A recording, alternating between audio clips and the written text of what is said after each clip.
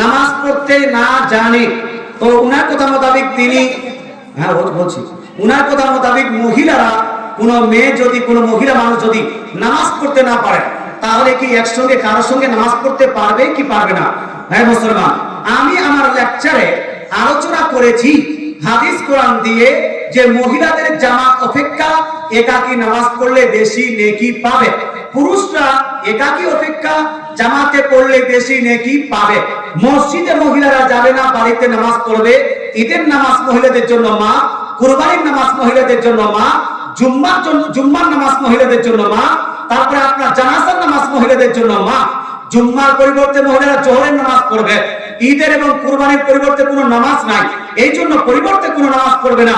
তারপরে কোনো মহিলা যদি বাড়িতে নামাজ পড়তে চায়, তাহলে ইশরাক বা চাষতে 2 বা 4 রাকাত নামাজ পড়তে পারবে মহিলারা। এবার প্রশ্ন হলো, হুজুর জামাতে তো পড়বে না, কিন্তু একজন মহিলা নামাজ পড়তে জানে না, আরেকজন মহিলা নামাজ পড়তে জানে, তারা যদি একসঙ্গে নামাজ পড়ে, যে জানে না সে তাকে দেখে দেখে শিখে যাবে। হ্যাঁ, এইরকম করতে পারবে কিনা? জামাতে করতে পারবে না। তবে কোন মহিলা যদি, কয়েকজন মহিলা যদি এক জায়গায় নামাজ পড়তে চায়, এটা কিন্তু জায়েজ আছে, এটা কিন্তু পারবে। যেমন বাড়িতে ভাবি আছে, আপনার স্ত্রী আছে, আপনার মা আছে, বোন আছে, বেটি আছে, এই 4-5 জন মহিলা আপনার কন্যা নিজের ঘরে না পড়ে একটা ঘরে ওরা 4-5 জন মহিলা একসঙ্গে নামাজ পড়ছে, জামাত করে না, নিজ নামাজ পড়ছে। তারাবি নামাজ 20 টাকা। তারাবি নামাজ কত টাকা? 8 টাকা হয়েছে নাকি এখানে? না 20 টাকা একা পড়লে হয়তো ঘুমটা লেগে যাবে, এই জন্য একসঙ্গে পড়ছে। তো নিজের নামাজ পড়ছে, মা নিজের নামাজ পড়ছে, বেটি নিজের নামাজ পড়ছে, বোন নিজের নামাজ পড়ছে, কিন্তু এক স্থানে পড়ছে। স্থানটা এক হলে কোনো অসুবিধা নাই। শুধু জামাতটা মহিলাদের জন্য হলো মাকরুহ। জামাতটা কি মহিলাদের জন্য হলো মাকরুহ। একসঙ্গে এক জায়গায় পড়তে কোনো সমস্যা নাই। তাই কোনো মহিলা যদি নামাজ পড়তে না জানে, ও যদি জানে ওরা কোনো মহিলার পাশে দাঁড়িয়ে নামাজ পড়ে, ওর পাশে নামাজ পড়ে, এতে কোনো সমস্যা নাই, আর এটা হওয়াই ভালো। বেটিকে সঙ্গে নিয়ে মা নামাজ পড়বে, একসঙ্গে নামাজ পড়বে, এতে বেটিও শিখে যাবে। পতিনকে সঙ্গে নিয়ে, নাতিনকে সঙ্গে নিয়ে এক জায়গায় নামাজ পড়বে, তাহলে নাতিনও শিখে যাবে, পতিনও শিখে যাবে। এটা করাই উচিত। নিজ ছেলে মেয়েকে শিক্ষা দেওয়া, যেমন বাপের প্রতি জরুরি ছেলেদেরকে মসজিদে নিয়ে যাওয়া, বাচ্চাদেরকে মসজিদে নিয়ে যাওয়া, ছেলে বাচ্চাকে মসজিদে নিয়ে গিয়ে নিজের পাশে দাঁড়িয়ে নামাজ পড়ানো, এটা হলো ছেলেদের উপর জরুরি। তদ্রূপ মা নিজের বেটিকে নিজের পাশে দাঁড়িয়ে নামাজ পড়াবে, এটা হলো মাদের উপর জরুরি। কথা বোঝা গেল ভাই? এটা করা যাবে, কোনো সমস্যা নাই। তারাবির বিশেষ দলিল দিক মুসলমান। এই প্রসঙ্গে সব থেকে গ্রহণযোগ্য কিতাব, সিয়াসিত্তার মধ্যে উল্লেখযোগ্য কিতাব, সেই কিতাবের নাম হলো তিরমিজি শরীফ। কোন কিতাব? সুনান তিরমিজি। বুখারী শরীফের মধ্যে তারাবির রাকাত সংখ্যা উল্লেখ করা হয়নি। মুসলিম শরীফের মধ্যে তারাবির রাকাত সংখ্যা উল্লেখ করা হয়নি। তিরমিজির কি বলছে, আবু দাউদের মধ্যে তারাবির রাকাত সংখ্যা উল্লেখ করা হয়নি। কিন্তু ইমাম তিরমিজি সিয়াসিত্তার অন্যতম কিতাব তিরমিজি শরীফের মধ্যে আপনার তারাবির রাকাত সংখ্যা উল্লেখ করে দিয়েছেন এইভাবে।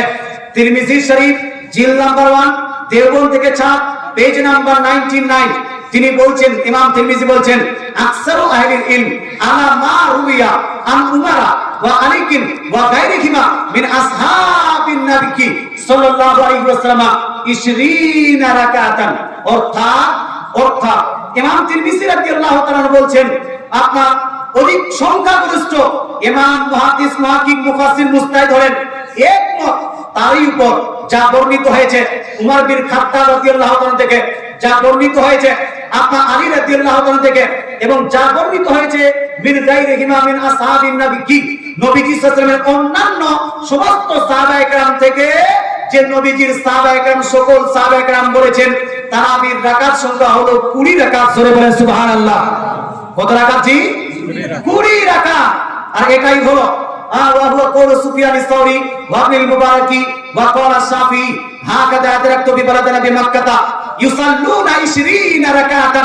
অর্থাৎ এটা আপনার গ্রহণ করেছেন আবু হানিফা, ইমাম শাফি, ইমাম মালিক, ইমাম আহমদ বিন হাম্বল, ইমাম আউজাই, ইমাম সুফিয়ান সাউরি, ইমাম বুখারী, ইমাম মুসলিম, ইমাম তিরমিজি, ইমাম নাসাই, ইমাম ইবনে মাজাহ, ইমাম বাইহাকি, ইমাম নাসাপুরি, ইমাম আহমদ তাবরানী, যতগুলো ইমাম মুহাদ্দিস, মুহাক্কিক, মুফাসসির, মুজতাহিদ খুঁজে রেখেছেন, 4 ইমাম সহ সমস্ত ইমামগণ বলেছেন তারাবির রাকাত সংখ্যা কত? এজন্য কত রাকাত? 20 রাকাত। আমার এই প্রসঙ্গে একটা বই আছে বা আমার প্রায় 45 এর অধিক বই লেখা হয়ে গেছে।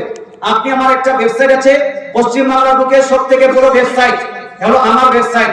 ওয়েবসাইটটার নাম হলো www.keyofislam.com। এই keyofislam.com এ গিয়ে আমি অনেকগুলো আমার বই আপলোড করে রেখেছি, অন্যান্য মুফতিগণের বই আপলোড করেছি সুন্নি উলামায়ে কেরামের। আপনি ওখান থেকে আপলোড করে এই ডাউনলোড করে পড়তে পারবেন। সেখানে একটা বই আছে আমার, আমি লিখেছি, বইটার নাম হলো হাদিস ও মুহাদ্দিসের দৃষ্টিতে তারাবিহের রাকাত সংখ্যা কত। এই বইটা পড়বেন নবীজির সাহাবা থেকে শুরু করে নিয়ে 1200 বছর হিজরি পর্যন্ত, হিজরি 1200 বছর পর্যন্ত আমি প্রমাণ করেছি সমস্ত মুহাদ্দিস, মুহাক্কিক, মুফাসসির, মুজতাহিদদের কোন ছিল, কথা ছিল, কর্ম ছিল। তারাবির রাকাত সংখ্যা হলো 20 থেকে কম করা যাবে না। কিন্তু এই যে 1200 হিজরি পরে এই ওয়াহাবিদের আবির্ভাব হয়েছে 1300 হিজরির পরে, এই এরা বলতে শুরু করেছে 8 রাকাত, 8 রাকাত, 8 রাকাত। খবরদার, ইমাম শাফি বলছেন, ইমাম তিরমিজি, তিরমিজি শরীফে জিল নাম্বার 1 পেজ নাম্বার 99 এর মধ্যে তিনি বলছেন হাকাদা আদরাকতু বিবালাদান বিবাক্কাতা, অর্থাৎ ইমাম শাফি বলছেন আমি আমার যুগে মক্কা নগরীতে, মক্কা শরীফে, যেখানে কাবা শরীফ আছে, মক্কা শহরে যত মুহাদ্দিস, মুহাক্কিক, মুফাসসির, মুজতাহিদকে পেয়েছি, সমস্ত মুহাদ্দিস, মুহাক্কিক, মুজতাহিদ 20 রাকাত তারাবি পড়তেন। কত রাকাত? 20 রাকাত। আজকেও মক্কায় 20 রাকাত হয়, মদিনাও 20 রাকাত হয়।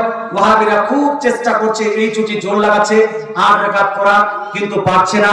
আমি আপনাকে বলতে চাই, রাসূলুল্লাহ 8 রাকাত তারাবি পড়তেন না, রাসূলুল্লাহ পড়তেন 20 রাকাত। মুসান্নাফ ইবনে আবি শাইবার মধ্যে হাদিস রিপোর্ট আছে, অনেকগুলো হাদিস আছে। আমার দলিল হলো এই যে যখন সমস্ত মুহাদ্দিস, মুহাক্কিক, মুফাসসির, মুজতাহিদ একমত 20 রাকাত, তাই আহলে সুন্নাত ওয়াল জামাতের মত হলো কি কত রাকাত? 20 রাকাত। 20 রাকাত পড়বেন, 8 রাকাতে দিয়ে যাবেন না। আশা করি উত্তরটা পেয়ে গেছেন। যাই হোক, এবার আলোচনা হবে দোয়া নিয়ে একটু। আজকালকার মানুষ, কিছু মানুষ এই দোয়ার বিরোধিতা করে কি করে না, আছে কি নাই? ফরজ নামাজের পরে দোয়া করতে চায় না, হাত তুলে দোয়া করলে মানুষকে ব্যথা লেগে যায়, সম্মিলিত মুনাজাত করলে মানুষ বলে না এটা চলবে না, এটা বিদআত কাজ। কিন্তু আসুন না বাপ, আল্লাহ তাআলা কোরআন মাজিদের মধ্যে ইরশাদ করেন, আল্লাহ তাআলা বলছেন উদউনি আস্তাজিব লাকুম। এই আয়াতটি লিপিবদ্ধ আছে সূরা মুমিন আয়াত নাম্বার 60 নাম্বার আয়াত। আল্লাহ তাআলা বলছেন, হে আমার বান্দা বান্দীরা, তোমরা আমার কাছে দোয়া করতেই থাকো, আমি আল্লাহ তোমাদের দোয়াকে গ্রহণ করতেই থাকবো। জোরে বলেন সুবহানাল্লাহ। আল্লাহ তাআলা, আচ্ছা আমরা দোয়া করি কার কাছে? কার কাছে বাপ? আমরা দোয়া করি আল্লাহর কাছে, আমরা দোয়া করি আল্লাহ তাআলার কাছে। এখানে দোয়া করলেও আল্লাহর কাছে করব, মসজিদে দোয়া করলেও আল্লাহর কাছে করব, বাড়িতে দোয়া করলেও আল্লাহর কাছে করব। কারণ গাছের কাছে দোয়া করা যাবে না, সূর্যের কাছে দোয়া করা যাবে না, চন্দ্রকে হাত জোড় করে চন্দ্রের কাছে এরকম বলা যাবে না, চন্দ্র আমাকে এটা দাও, ওটা দাও। এইরকম বললে এটা শিরক হবে। কি হবে ভাই?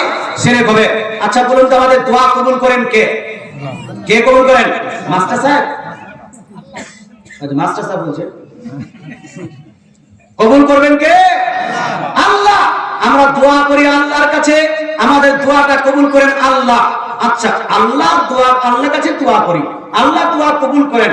মুসলমান মাঝখানে মাস্টার ডাক্তার তো কেউ নেই, মৌলভী মুর্শিদ নেই, মুসলমান। এবার আমার প্রশ্ন, অনেকগুলো মানুষ আছে যার সাথে দোয়া করলে ওরা নিষেধ করতে চায়, যার সাথে দোয়া করলে বলে জালসায় দোয়া করার হাদিস কোথায়? মাকে কবরস্থানে দোয়া করলে কবরস্থানে দোয়া করার হাদিস কোথায়? নামাজের পরে দোয়া করলে বলে নামাজের পরে দোয়া করার হাদিস কোথায়? আমি বলতে চাই ভাই, মানুষের অ্যাক্সিডেন্ট হয়ে যায়, অ্যাক্সিডেন্টের সময় মানুষ দোয়া করে কি করে না? করে কি করে না? আল্লাহ আমার ছেলেটাকে বাঁচাও, আল্লাহ আমার ছেলেটাকে বাঁচাও। সেই সময় কেউ হাদিস দেখে? সেই সময় কেউ হাদিস দেখে? না ওই সময় বলবেন যে এখন দোয়া করবো কি করবেন, একটু মাস্টার সাহেবকে ফোন করি তো। হুজুর, এই মাস্টার সাহেব, আমার ছেলেটা অ্যাক্সিডেন্ট হয়ে গেছে, আমি দোয়া করতে পারবো কি পারবো না, হাত তুলে দোয়া করতে পারবো কি না। অ্যাক্সিডেন্ট করার পরে দোয়া করতে যাবে, দোয়া করা যাবে, একটা হাদিস পাঠান তো এইরকম, হাদিসটা দেখে আমি একটু দোয়া করতে চাই, বলুন তো ভাই, কেউ ফোন করবে? আর মাস্টার সাহেব অ্যাক্সিডেন্টের পরে দোয়া করার হাদিস দিতে পারবে? হসপিটালে আপনার স্ত্রী অসুস্থ, আপনার স্ত্রীর অপারেশন হচ্ছে, সেই সময় আল্লাহর কাছে দোয়া করবো না করবো না? করবেন। কিন্তু সেই সময় দোয়া করার সময় ভাবলেন যে হুজুর এখানে দোয়া করতে পারবো কি পারবো না, হসপিটালে দোয়া করার হাদিস আছে কি নাই, চলো মাস্টার সাহেবকে ফোন করি। মাস্টার সাহেব, ডাক্তার সাহেব, মৌলভী সাহেবকে ফোন করলেন, মৌলভী সাহেব আমি হসপিটালে আছি, আমার স্ত্রী ওই অপারেটর রুমে ঢুকে গেছে, অপারেশন হতে চলেছে, আমি এখন দোয়া করতে চাই, করতে পারবো কি পারবো না? মাস্টার সাহেব বলছে না পারবে। বলছে হুজুর তাহলে একটা হাদিসটা পাঠিয়ে দিন যেখানে হসপিটালের কথা উল্লেখ আছে। মাস্টার সাহেব বলছে না, হসপিটালের কথা তো কোনো হাদিসে নাই, ও অ্যাক্সিডেন্টের কথা কোনো হাদিসে নাই, কিন্তু তুমি পারবে। আমি বলবো ভাই, ওই মাস্টার, ডাক্তার, মৌলভী, মুন্সিকে যারা বলছে হসপিটালের কথা উল্লেখ না থাকার পরেও হসপিটালে দোয়া করা যায়, আপনার অ্যাক্সিডেন্টের কথা উল্লেখ না করার পরেও অ্যাক্সিডেন্টের জায়গায় দোয়া করা যায়, তদ্রূপ যদি জালসার কথা উল্লেখ না থাকে জালসাতে দোয়া করা যাবে কি যাবে না? এই যাবে কি যাবে না? মিলাদের কথা উল্লেখ না থাকে তারপরও মিলাদে দোয়া করা যাবে কি যাবে না? ফাতিহার কথা উল্লেখ না থাকলেও ফাতিহার কথা উল্লেখ করা, এই দোয়া করা যাবে কি যাবে না? আমরা দোয়া করছি আল্লাহর কাছে, আল্লাহ বলছেন সর্বদা যখন যখন বান্দা তোমার দোয়ার প্রয়োজন হবে তখন তখন বান্দা তুমি আমার কাছে দোয়া করবে, দোয়া কবুল করব আমি আল্লাহ। জোরে বলে সুবহানাল্লাহ।